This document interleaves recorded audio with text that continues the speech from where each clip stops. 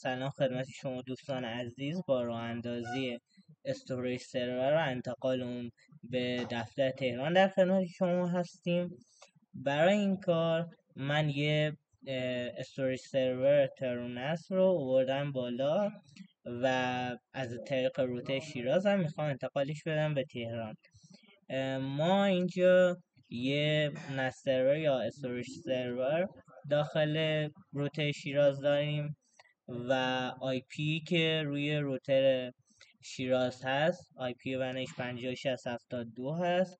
آی پی ون روتر تهران 506071 هست و آی پی لن روتر شیراز 172.16.20 یک اسلش 24 هست و آی پی روتر تهران هم 172.16.10.254/24 هست و آی پی هایی که روی تانل هست 10.10.1 و 10.10.2 به سمت روتر شیراز، 10.10.1 تهران هست. آی پی که پیسیم گرفته 172.16.10.253 هست و یه استاتیک روت هم نوشتم که هرگاه بسته ای رو خواستی که شبکه داخلی شیراز رو خواست، برو به مقصد 10.10.2 داخل روتر تهران و داخل روتر شیراز هرگاه بسته ای خواستی که به مقصد 172.16.10.0/24 بود، برو به 10.10.1 که روتر تهرانمون هست. خب ما برای این کار به 2 تا روتر نیاز داریم. من وین باکسم رو اینجا باز میکنم و وارد روتر تهرانم میشم.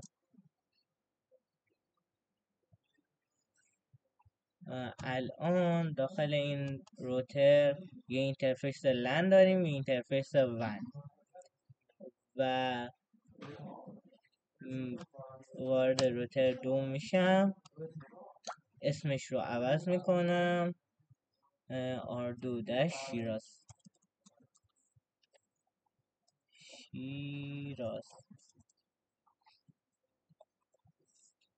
خب روتر اولم اینترفیساشو اسم گذاشتم، روتر دومم یه اینترفیسش لن هست و یکی دیگهش هم ون هست.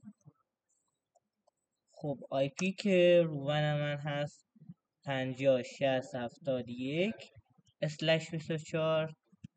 71/24 روی ون من هست و توی روتر آردو هم 506072/24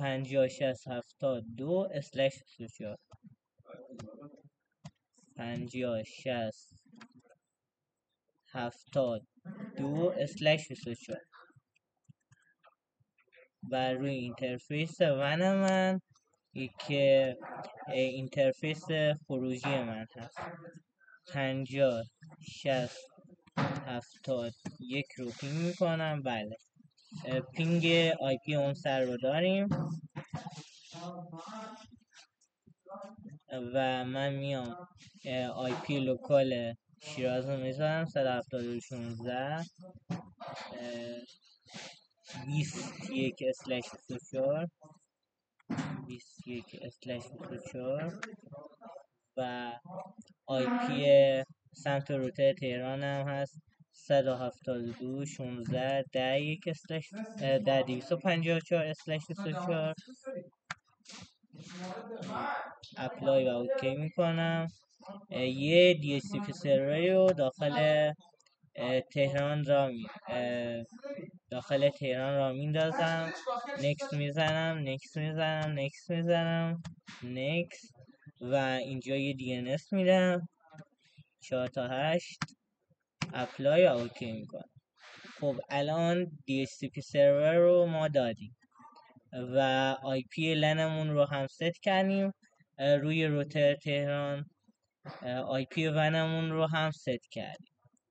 الان داخل روتر شیراز هم میام همین کار میکنم. داخل دی اس سی پی سرور یه دی اس سی پی ران میکنم، میگه نت آیدی 20 بله گیتوی 21 از 22 تا 20254 میخوای آی پی بدی.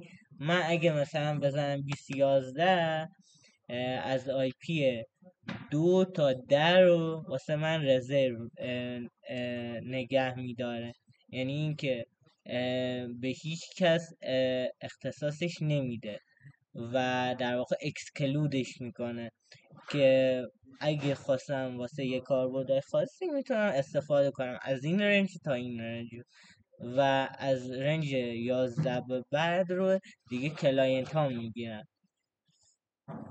4 تا 8 رو میدن DNS و الان DHCP سرور من برقرار شد. من الان داخل DHCP داخل لیزم، هیچ کسی وصل نیست. من میام اینجا و داخل ترونس میرم ریستارتش میکنم ترونسم رو و الان باید آی پی بگیره. خب این تا اینجا کارمون انجام شد، شبکه های داخلیمون کانفیگ شد و سمت ونم هم آی پی هاش کانفیگ شد و همه چیز الان اوکیه. خب من الان میخوام یه ارتباط برقرار کنم از تهران به شیراز.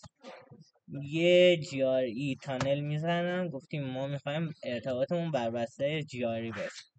یه GRE تانل هم اینجا. خب این GRE تانله من میگم 506071 آی پی لوکال آدرسم و 506072 آی پی ریموت آدرسم که شیراز هست و اینجا آی پی 506072 که آی پی خود شیراز هست و اینجا 506071 که آی پی تهران هست رو میزنم، اپلای میکنم.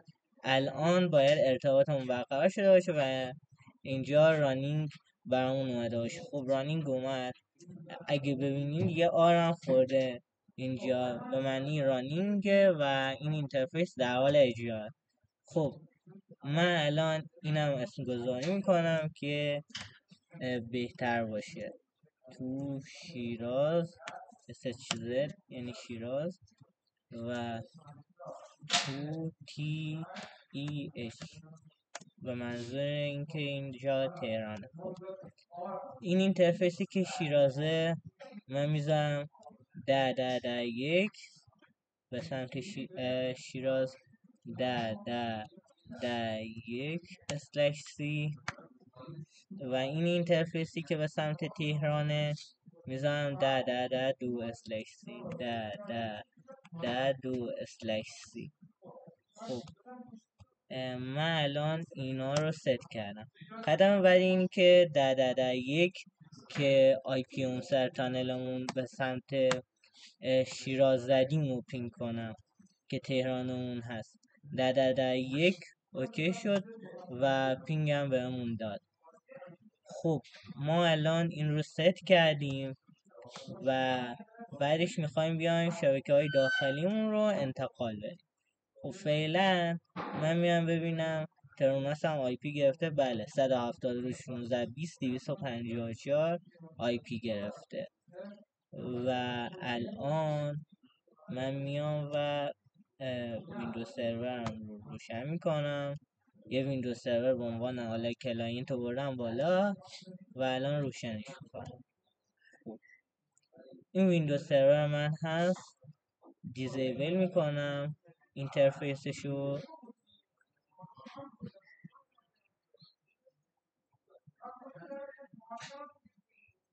یه لحظه دیزیبل میکنم اینترفیسشو و دوباره انیبل میکنم. خب اینجا از DHCP ما آی پی گرفت 172.16.10.253 که تهران هست. خب الان این آی پی گرفته تهران و ترونس هم آی پی گرفته داخل شیراز. خب برای اینکه ما بیایم ارتباطمون رو برقرار کنیم نیاز هست یه روتی بنویسیم. خب من میام و الان یه روت می نویسم IP روت، اینجا هم IP روت، داخل روت هم میزنم 172.16.20/24 به سمت 10.10.2 اپلای اوکی. روترمون روتش AS شد، یعنی اکتیو استاتیک. و اینجا هم می نویسم 172.16.10/24 به سمت 10.10.1. الان من اگه اینجا پینگ شبکه های داخلی رو بگیرم باید ببینم 172.16.10 253 که آی پی ترونس هم هست باید پینگ شه. من میرم تو DHCP سرور 254 گرفت. بله پینگ شد. و اینجا هم من اگه آی پی کلاینت روت تهران رو بگیرم پینگ میشه 10.254 10.253 10.254 اینجا پینگ شد. خب و الان کلاینت تهران و شیراز توی برادکستامه، در واقع توی یه لن هستن. و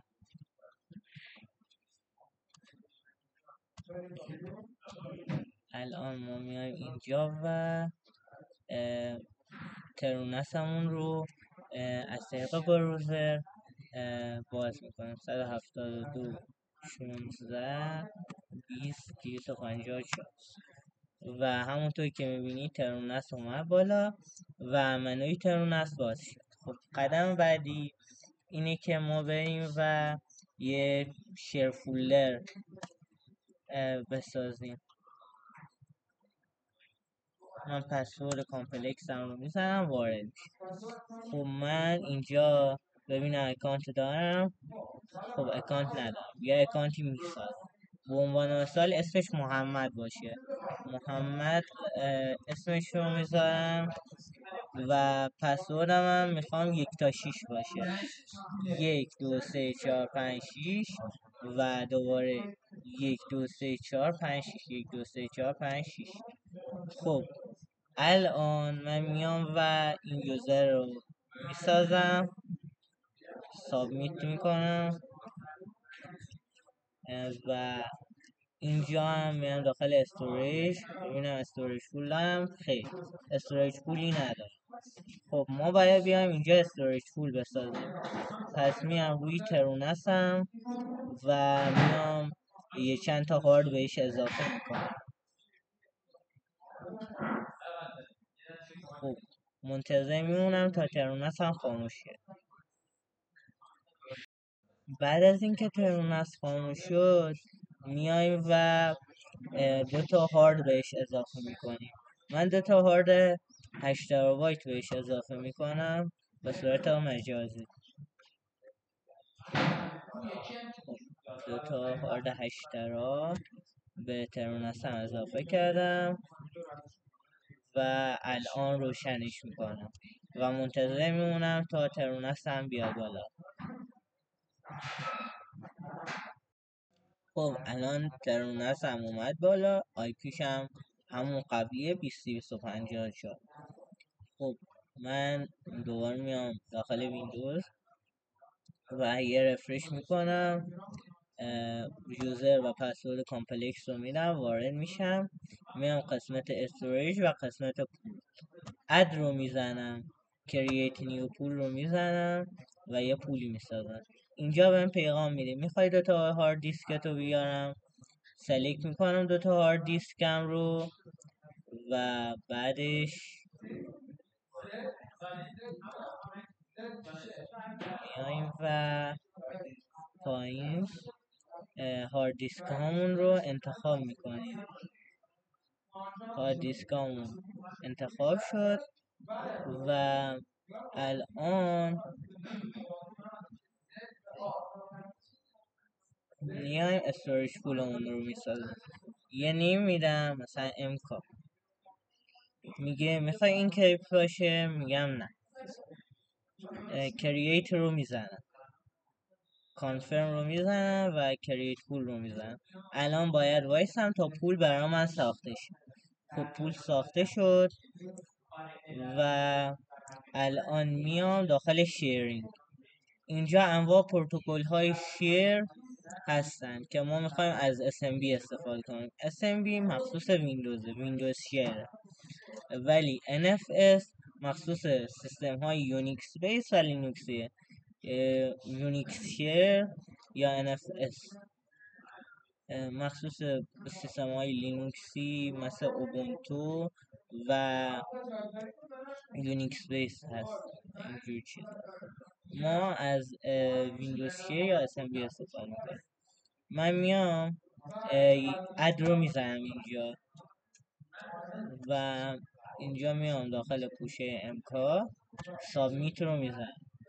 خب سرویسش رو انیبل میکنم و بعد از اینکه سرویس انیبل شد من باید به این پوشه دسترسی داشته باشم. خب من میام و اینجا زم برای کسلش بسی کسلش 17216 20 254 254 و به شیر فولدر هم که اونور هست دسترسی دارم.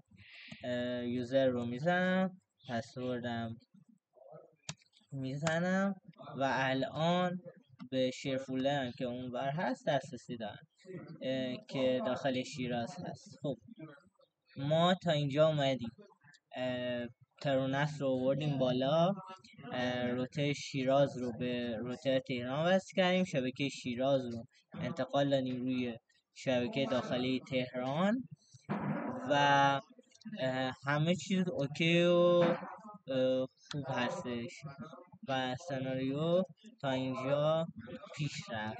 امیدوارم لذت برده باشید.